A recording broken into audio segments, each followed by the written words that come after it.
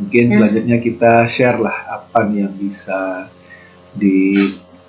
kita sharekan ke orang tua, apa yang bisa dieksekusi oleh orang tua untuk memperbaiki atau menguatkan mesin hati anak-anak mereka yang ada di luar sana gitu ya, untuk setahun ke depan misalnya.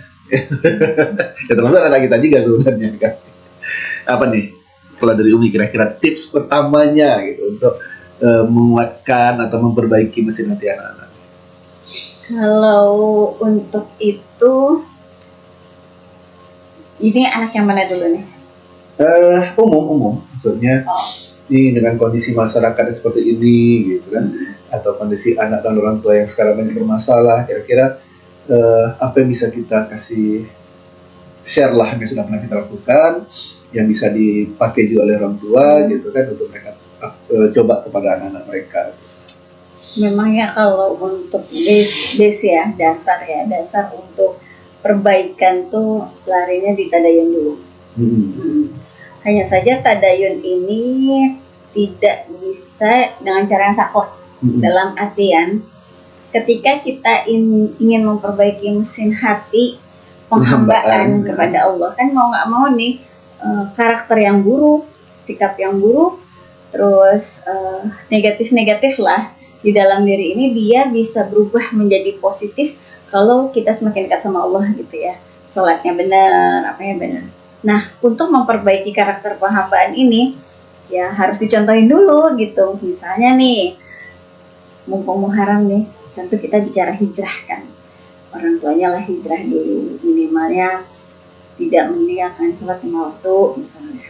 Terus mencontohkan rajin membaca Al-Quran misalnya. Terus yang para suami gitu, para ayah banyaknya ke masjid gitu, minimal sholat subuh gitu, Jumatan di masjid gitu ya, maghrib di masjid gitu ya.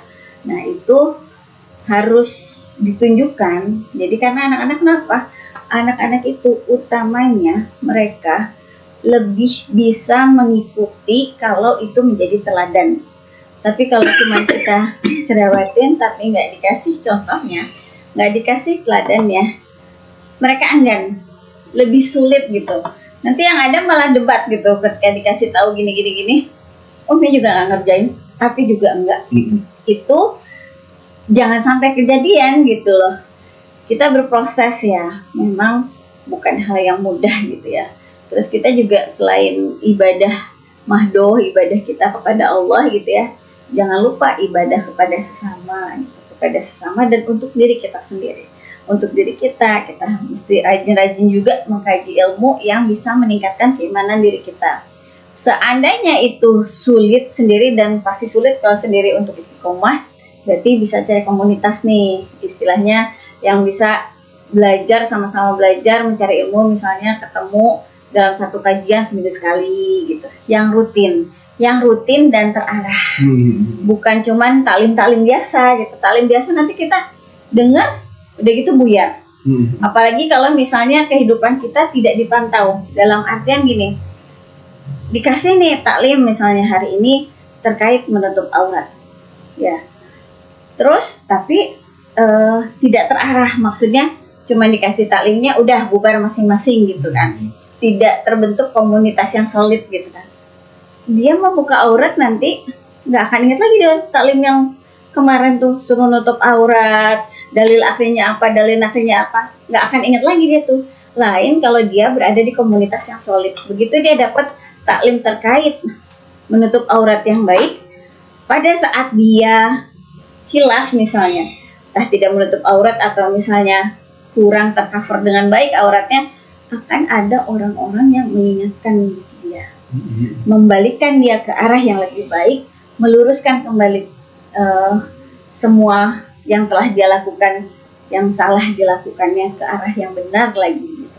Jadi itu ya, perlu banget kita punya komunitas yang solid terkait untuk mempelajari, memahamkan, betul, mempelajari, memahamkan dan mensuasanakan agar mesin hati penghambaan ini bisa berjalan dengan baik. Karena yakin deh kalau misalnya nggak ada komunitas yang solid terkait itu, ya insafnya sebentar aja. Habis itu ya udah deh, sesuai kebutuhan mana yang jadi manfaat gitu kan. Nah, takutnya ke arah sana. Tapi kalau mesin hati penghambaan sudah bagus, nah itu bakal lebih mudah untuk memperbaiki mesin hati kasih sayang, juga mesin hati eksistensinya gitu. Jadi intinya sih di penghambaan dulu. Kalau penghambaan sudah bagus, ketika dia dapat cobaan dari Allah misalnya ya, seandainya cobaan itu misalnya membuat dia terpuruk, dia akan bersabar. Seandainya cobaan itu menguji dia, dia akan lebih berhati-hati gitu kan, jangan sampai dia salah langkah. Seandainya dia dapat nikmat Allah, dia akan bersyukur gitu. Nah sebenarnya sih ketika kita dapat cobaan apapun itu, kata pertama yang harus kita ucapkan adalah Alhamdulillah. Kenapa? Ketika itu cobaan yang berat, sebenarnya itu adalah ujian untuk kita naik kelas gitu. Itu sih yang dirasain ya. Jadi apapun yang terjadi sama diri kita, ketika kita berhusnuzan sama Allah, berbaik sangka sama Allah, insya Allah itu Allah turunkan kepada kita karena ada maksud Allah untuk mengangkat derajat kita gitu. Jadi ya itulah, kadang-kadang ini juga yang jadi bahasan kita sama Khadijah ya. Kalau Khadijah lagi galau, kalau Khadijah lagi banyak masalah gitu kan. Kalau syariat itu sudah diemban oleh anak-anak, kita juga nggak perlu ngajarin banyak sebenarnya ya. Justru kita malah sekarang kita tuh belajar sama mereka gitu kan. Ya, ini hukumnya apa sih sebenarnya? Karena dia belajarnya di situ, memang skillnya, memang gitu. Bidangnya ya. Iya, apalagi kalau bahasa Arab ya. Jadi apa sih bahasa Arabnya? Artinya apa sih? Posting-posting dia bahasa Arab yang gundul gitu ya kan. Malah kita yang belajar sama dia sekarang. Itu terkait masih nanti penghambaan yang dia mendengarkan kita sebagai orang tua itu harus benar-benar menanamkan ketaatan dan akidah yang kuat kepada anak.